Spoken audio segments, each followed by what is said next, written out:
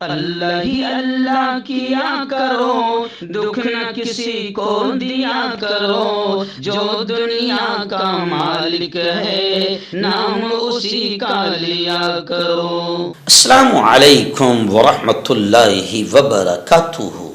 ناظرین استقبال ہے، سواگت ہے آپ کا viral news live studio Jalgaon Maharashtra India میں۔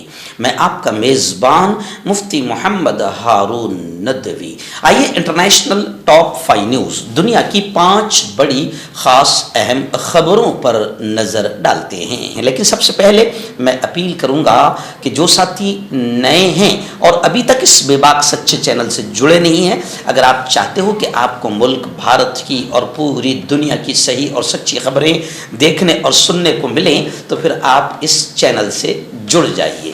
سبسکرائب کر لیجئے ہمارے اس چینل کو، بیل آئیکن گھنٹی کے بٹن کو بھی دبا دیجئے تاکہ ہماری ہر ویڈیو، ہر خبر آپ کو آپ کے موبائل پر مل سکے۔ اور ہاں ناظرین، ہم ہر روز ایک اپیل کرتے ہیں کہ پلیز یہ ایک پرائیویٹ چینل ہے اور چینل چلانے کے لیے پوری ایک ٹیم کام کرتی ہے، بڑا روپیہ پیسہ خرچ ہوتا ہے۔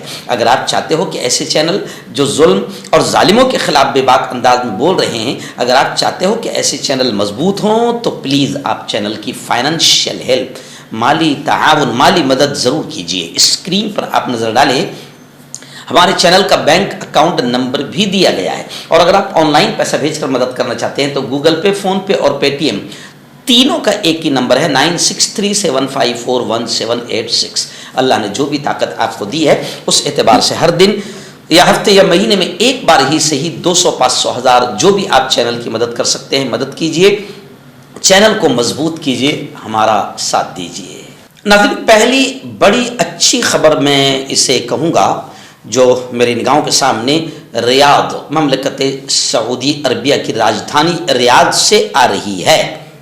جی ہاں، ریاض میں خلیج تعاون کونسل GCC کے سیکرٹری جنرل نے جمعرات کو عالمی برادری پر زور دیا کہ وہ فلسطینی عوام کے خلاف اسرائیل کے آتنکواد، جو اسرائیل آتنکواد کر رہا ہے، اس کو باقاعدہ روکنے کی پوری کوشش کرے۔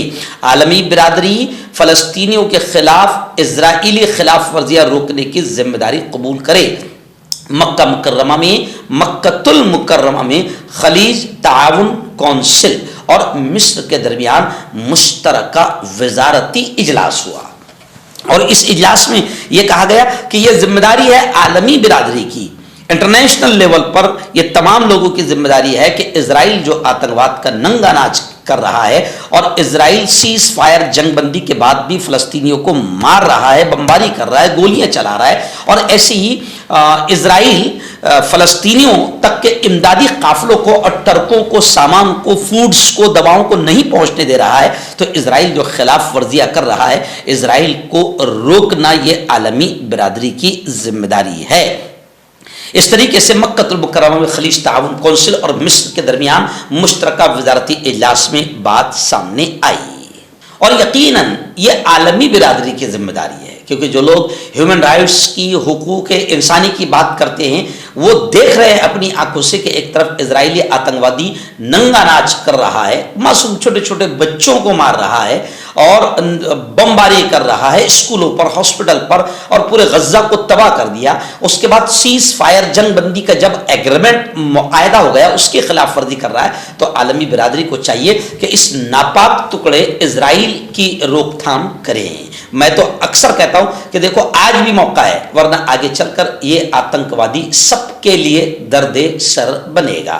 ناظرین، دوسری بڑی خبر ملک کے شام سے آ رہی ہے۔ جی ہاں، شام میں گزشتہ کل مسلح جھڑپیں ہوئی، کئی علاقے طرطوس ہے، حمص ہے، الزاقیہ ہے، ان علاقوں میں کرفیو لگا دیا گیا ہے۔ بتایا جا رہا ہے کہ بشار الاسد جو شام کا صدر تھا، جسے اپنی جان بچا کر فرار ہونا پڑا، اس کے حامی گروپوں نے حملے کیے، جس میں شام کی سیکورٹی فورسز کے 16 ارکان جاں بحق ہوئے ہیں۔ مرے ہیں۔ شام کے علاقے طرطوس میں حکام نے اعلان کیا ہے کہ سیکورٹی صورتحال کے پیش نظر شہر میں رات 10 سے صبح 10 بجے تک کرفیو رہے گا۔ جمعرات کے روز مغربی شام میں معزول صدر بشار الاسد کے وفادار مسلح افراد کے حملوں میں سیکورٹی فورسز کے 16 ارکان ہلاک ہوئے ہیں۔ سیرین آبزرویٹری فار ہیومن رائٹس نے بتایا کہ یہ ہلاکتیں علوی اکثریت والے علاقے میں کشیدگی کے پس منظر میں ہوئی ہیں، کیونکہ معزول صدر بشار الاسد کا تعلق اسی علاقے سے تھا۔ اس کے علاوہ حمص میں بھی رات 10 سے صبح 8 بجے تک کرفیو نافذ کرنے کا اعلان کر دیا گیا ہے۔ ناظرین، تیسری بڑی خبر یوکرین، امریکہ اور سعودی عربیہ کو لے کر آ رہی ہے۔ پہلی خبر یوکرین کی یہ آ رہی کہ یوکرین کے دبنگ پریزیڈنٹ صدر آئندہ پیر کو یعنی نیکسٹ پیر کو سعودی عرب کا دورہ کریں گے، جہاں وہ سعودی ولی عہد شہزادہ محمد بن سلمان سے ملاقات کریں گے۔ انہوں نے بتایا کہ یوکرین کا وفد سعودی حکومت ریاض میں ہی رہے گا تاکہ امریکی شراکت داروں کے ساتھ کام کر سکے۔ زیلنسکی جو وہاں کے صدر ہیں، ان کے مطابق ان کا ملک امن کا، شانتی کا خواہاں ہے۔ یوکرین کے صدر نے اپنے فرانسیسی ہم منصب میکرون سے ملاقات کے بعد کہا کہ ان کا یہ واضح ویژن ہے کہ حقیقی امن امریکہ کے تعاون سے ہی ممکن ہے۔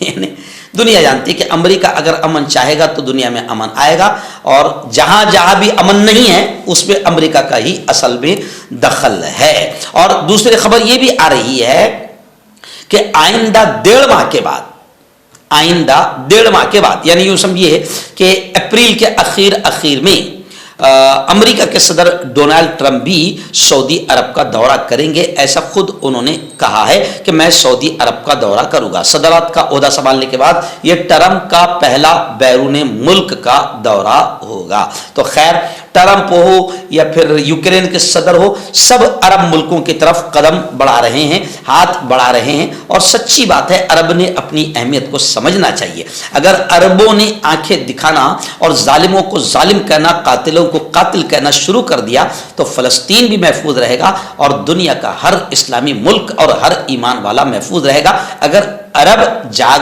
گئے تو۔ ناظرین، بڑی خبر آ رہی ہے۔ جی ہاں، آپ جانتے ہیں کہ حماس مجاہدین کی جماعت کو امریکہ لگاتار دھمکیاں دے رہا ہے، اور امریکہ کا یہ کہنا ہے کہ حماس وہاں سے پوری طریقے سے نکل جائے۔ ارے بھائی، نکلنا ہی ہوتا تو پہلے دن نکل جاتے۔ 18 مہینے تک کے جو اسرائیل کو اور امریکہ کو چنے چبوائے، جی ہاں، لوہے کے چنے چابنا پڑے، آخر سیز فائر اور جنگ بندی کا اعلان کرنا پڑا، تو مجاہدین اور حماس اتنے کمزور ہوتے تو پہلے ہی نکل جاتے۔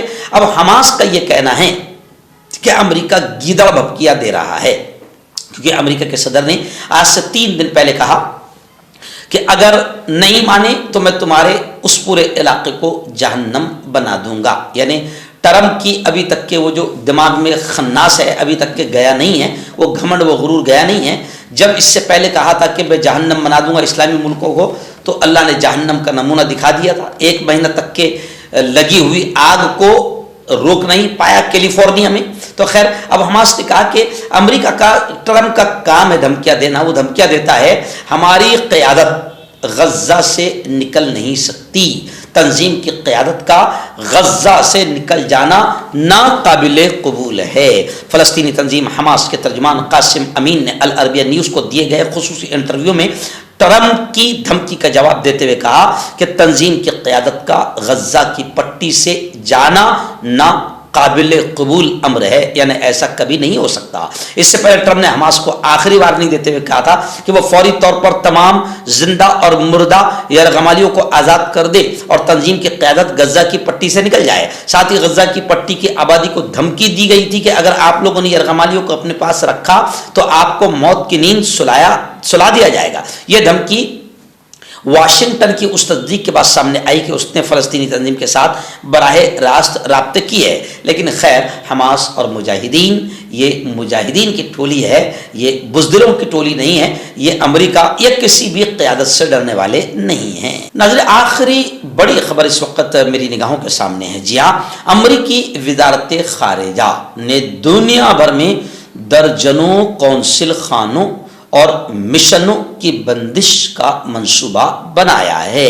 امریکی وزارت خارجہ کے سینئر ذمہ داران نے اس سال موسم گرما تک بیرون ملک درجنوں کونسل خانوں کی بندش یعنی درجنوں کونسل خانوں کو بند کر دینے کا منصوبہ بنایا ہے۔